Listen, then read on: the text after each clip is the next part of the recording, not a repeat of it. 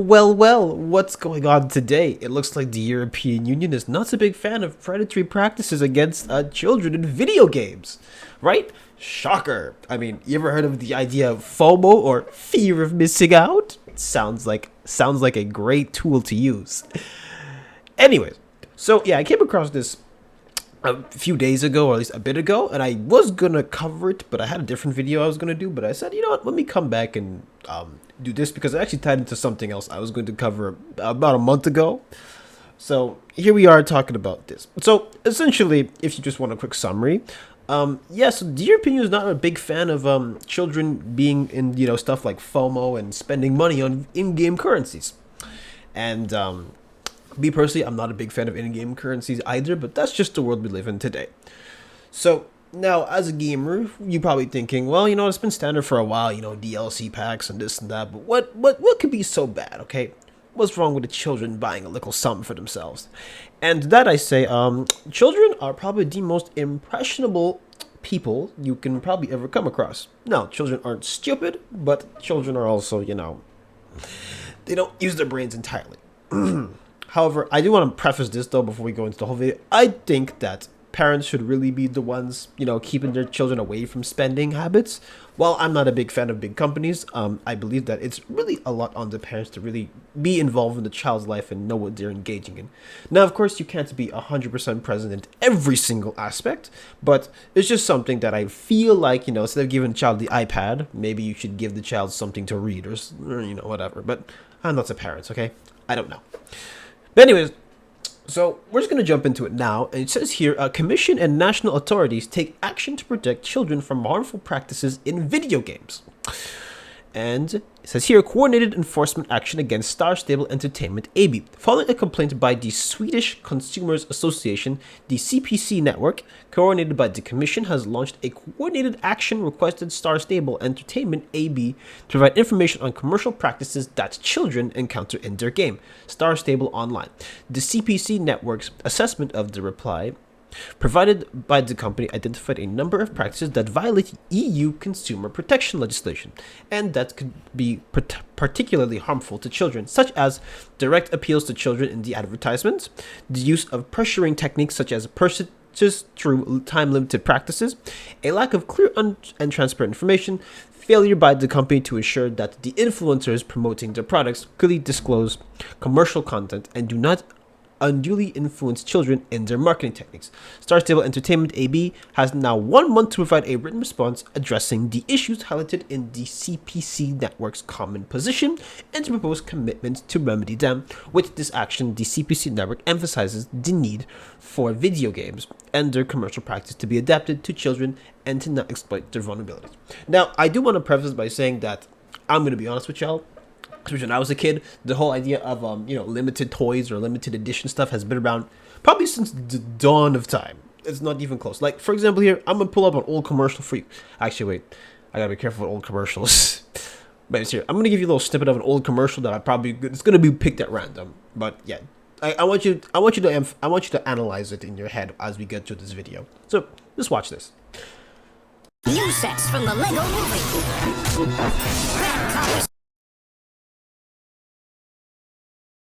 Can build the super cycle to help Emmett and Wildstyle escape the evil. And the missiles. Quick! The Love Dust. New sets from the Lego Movie. So keep in mind, at the time that this commercial was happening, it was the Lego Movie, and you're only gonna have so much time to get, said toys. However, each set, if you remember, is something I always remember as a kid. I said each set is sold separately, which means, you don't have to just buy one, you have to buy a few. Now, the difference between like maybe an 8-year-old going to the Lego store asking for each of these sets, and they have $100, your cashier is going to be a bit suspicious. But with in the era of online banking or online purchasing, guess what happens? You don't even need to verify sometimes. You just gotta put the card numbers in, and you just gotta do the password, and you're good to go. So that's like one of the big things that has been like inside of these commercials, which has been around, like I said, since the dawn of time. But Where it gets really bad is that when you have unlimited access to certain like your credit cards or something, that's where it gets a little bit, dicey.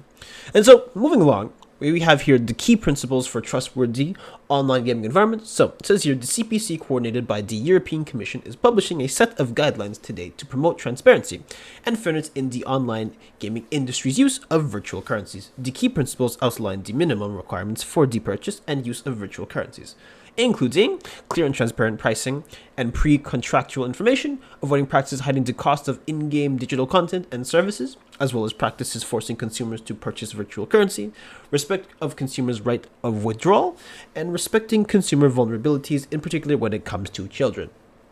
The key principles published today address concerns raised by the European Consumer Organization, BEUC. They will create a safer, more transparent experience for players. The European Commission will be hosting a workshop where gaming companies operating in the EU will be encouraged to present concrete steps they will take to implement these key practices. The CPC will monitor progress and may take further actions if harmful practices continue. The key principles and the common position are based on the existing general rules of EU consumer law directives that apply to digital services and digital content to provide to consumers, including video games. The Commission will continue to examine these topics in the context of forthcoming consultations on the Digital Fairness Act. Now, I do want to segue a bit more into something that's actually kind of interesting, where it talks about talking about accessibility for children online, or like the EU Kids Online, which is actually done during COVID, funny enough. And so here I have, in the past 10 years, digital technologies and the way children use them have changed dramatically. Most children use their smartphones daily and almost twice as much compared to 10 years ago. They also use them from a much younger age. Modern devices bring opportunities and benefits, allowing children to interact with others, learn online, and be entertained. But these gains are not without risks, such as dangers of exposure to disinformation, cyberbullying, or harmful and illegal content from which children need to be sheltered. The new European Strategy for Better Internet for Kids aims for accessibility, age-appropriate, and informative online content and services that are in children's best interest. And says here, read the full press release. And so there's actually 3 pillars that they want to look at. So here we have one versus, under pillar 1, we want to make sure that your digital world is safe, and pillar 2 says we want to make sure you have the skills, knowledge, and support you need, and pillar 3, we want to make sure you have a say. Now, I actually really interested in pillar 2 just because, in my honest opinion, I prefer that people are educated on how to navigate stuff, because unfortunately, when it comes to something like the internet, I am fully aware that it's so endless and you can end up in so many different rabbit holes that you can't really defend yourself against all of it. You can defend against some of it, but not all of it. So teaching people how to navigate, especially children, would probably be ideal. But like I said at the beginning of the video, it's really I say there should be more emphasis on parents to be implementing this stuff to children, not the government stepping in. But we're getting off track. But anyways, so now actually looking into that, I want to look into a particular case of a child spending money and how egregious it can get, because it can get pretty bad.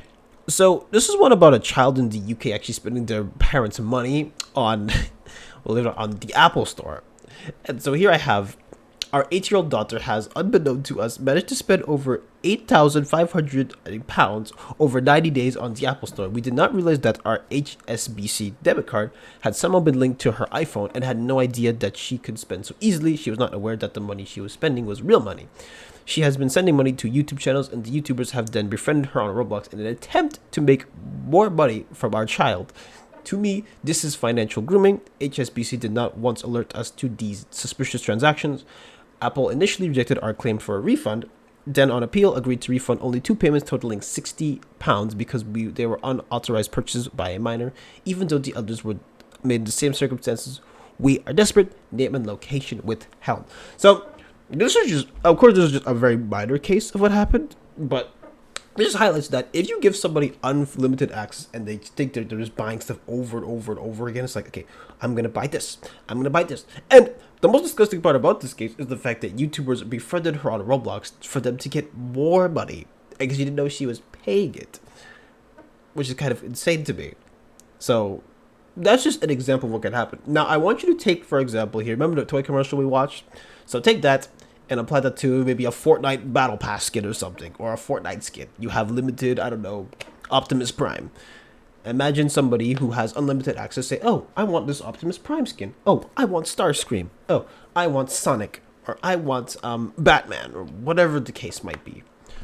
That's how scary it gets. So that is why you have, for example, like the European Union is stepping in, just because you see that and you're like, well, it would appear we have to step in because parents aren't doing their job, and companies are getting even more predatory than they were beforehand.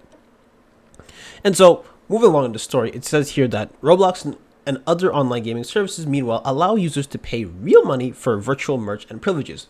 On one day alone, your daughter made 6 payments of £49.99 to Apple and one of $6.99.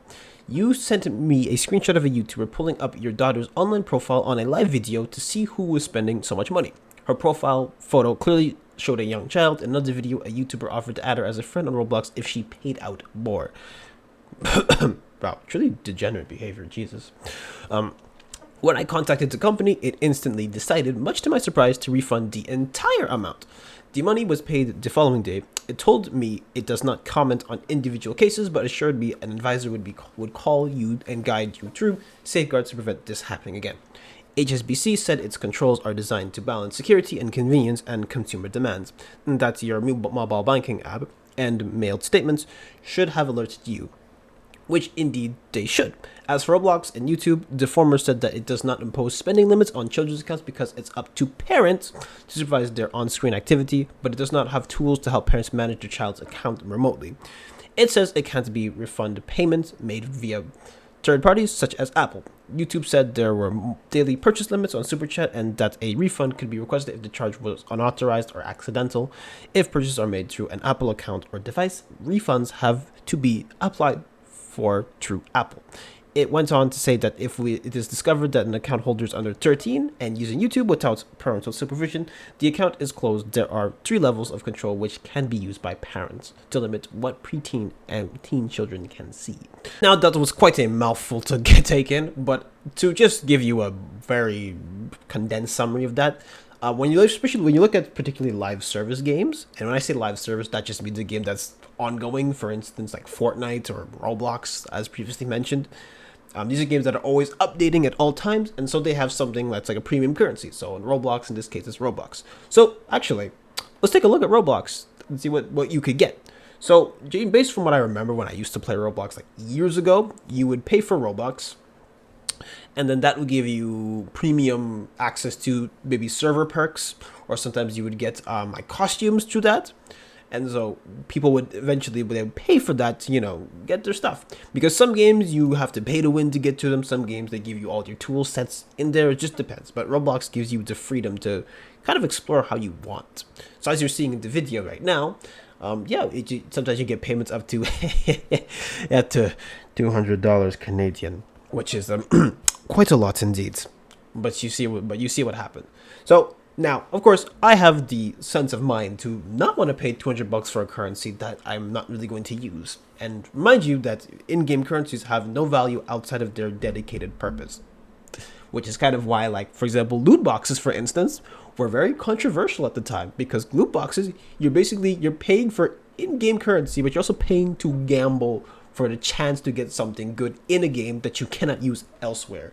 And, of course, gambling itself is controversial in of itself, but you get the whole point. And now I do want to move on to something very interesting, but something that might catch your eye. You might be wondering, what's something that is kind of like the embodiment of all this? And we're gonna talk about gacha systems. Yes, the dreaded G word amongst gamers.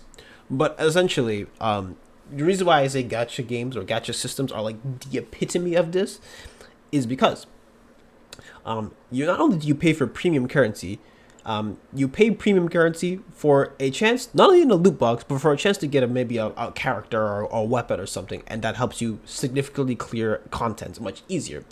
And of course, Genshin Impact is one of the big ones that has been under like investigation, and actually the US government wants Genshin to pay off, well, at the time I looked into it, when they paid about roughly a $25 million fine because it was basically advertising to children.